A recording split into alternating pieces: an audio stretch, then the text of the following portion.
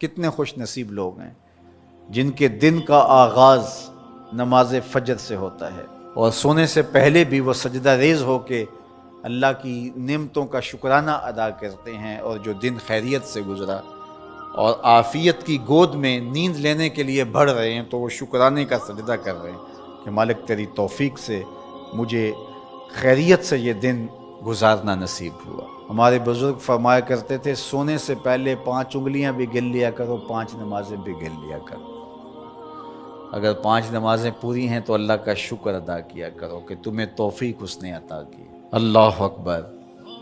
حضور علیہ السلام نے کچھ لوگوں کو دیکھا معراج کی شب کہ ان کے سر پتھروں سے کوٹے جا رہے ہیں، کچلے جانے کے بعد پھر دوبارہ سر صحیح کر دیے جاتے ہیں، پھر پتھروں سے ان کے سر کوٹے جاتے ہیں، ریزہ ریزہ ہو جاتے ہیں، پھر دوبارہ ان کے سر صحیح کر دیے جاتے ہیں۔ جبریل امین نے کہا حضور یہ آپ کی امت کے وہ لوگ ہیں جو نماز میں کاہلی کیا کرتے تھے، نماز میں سستی کیا کرتے تھے، نمازوں پر بوجھ تھا کہ یہ وقت ہو گیا ہے اب پڑھنی پڑے گی، دیر کرتے رہتے، پہلے پڑھنا ہی نہیں چاہتے تھے، اگر پڑھنی پڑھ بھی جاتی تو پھر نماز کی وجہ سے ان کے سر بوجھل رہتے تھے۔ آج ان کے وہ سر کوٹے جائیں گے۔ نوجوانوں بالخصوص میں آپ سے مخاطب ہوں،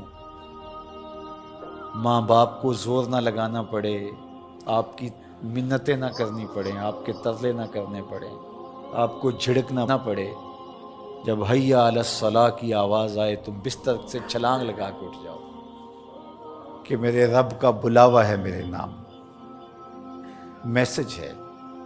طلباء سے کہوں گا کہ استاد کو بیدار نہ کرنا پڑے تمہیں، جب اذان کی صدا آئے تو خود اٹھ کر کے مصلی پہ آ کے بیٹھ جاؤ کہ میرے رب کا بلاوا میرے نام آیا ہے۔ اپنے ہم عمر لوگوں سے کہوں گا طبیعت کی کمزوریوں کے باوجود رب کے بلاوے پہ مصلی پہ بیٹھ جاؤ۔ نماز کا چھٹکارا نہیں ہے، رستگاری نہیں ہے۔ زکوٰۃ نصاب پہ واجب ہوتی ہے، حج استطاعت پہ واجب ہوتا ہے، روزہ صحت کے ساتھ مشروط ہے۔ اگر شیخ فانی ہے یا ایسی بیماری ہے روزہ نہیں رکھ سکتا فدیہ دے دے۔ مسافر کو چھوٹ ہے، بیمار کو چھوٹ ہے کہ وہ دیگر ایام میں اس کی قضا کر لے، لیکن نماز کی چھوٹ نہیں ہے۔ بیمار ہے تب بھی پڑھے گا، صحت مند ہے تب بھی پڑھے گا، حضر میں ہے تب بھی پڑھے گا، سفر میں ہے تب بھی پڑھے گا۔ بالغ کے اوپر نماز کی کسی صورت میں بھی رخصت نہیں ہے۔ کھڑے ہو کے نہیں پڑھ سکتا بیٹھ کے پڑھ لے، بیٹھ کے نہیں پڑھ سکتا لیٹ کے پڑھ لے، اشارے سے پڑھ لے۔ وضو کے لیے پانی دستیاب نہیں ہے تو تیمم کر لے، حالت سفر میں ہے قصر کر لے، آدھی پڑھ لے پوری نہ پڑھے۔ دشمن کے مقابلے میں ہے صلاۃ الخوف کی صورت میں پڑھ لے۔ یہ نماز کا مسئلہ ہے، اتنی اہم نماز ہے۔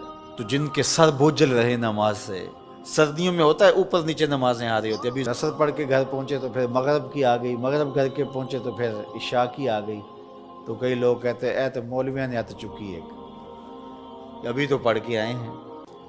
تو کیوں شوق نہیں ہے تمہیں؟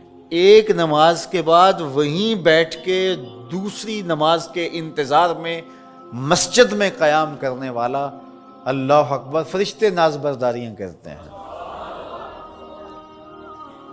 مسجد میں صحابہ بیٹھ جاتے ہیں، ایک نماز پڑھی اب دوسری پڑھ کے جائیں گے، دوسری پڑھی تو اب تیسری پڑھ کے جائیں گے، اور جب نماز کا وقت آتا تو وہ انتظار کرتے کہ ابھی تک اذان نہیں ہوئی۔ اور حضور جب حضرت بلال حبشی رضی اللہ تعالی عنہ کو اذان کے لیے کہتے تو کہتے ارحنا یا بلال، بلال اٹھو ہمارے دل کو راحت پہنچاؤ۔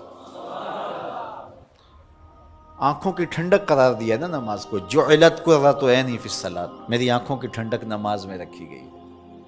تو یہ دل کا قرار ہے، راحت قلب محمد ہے صلی اللہ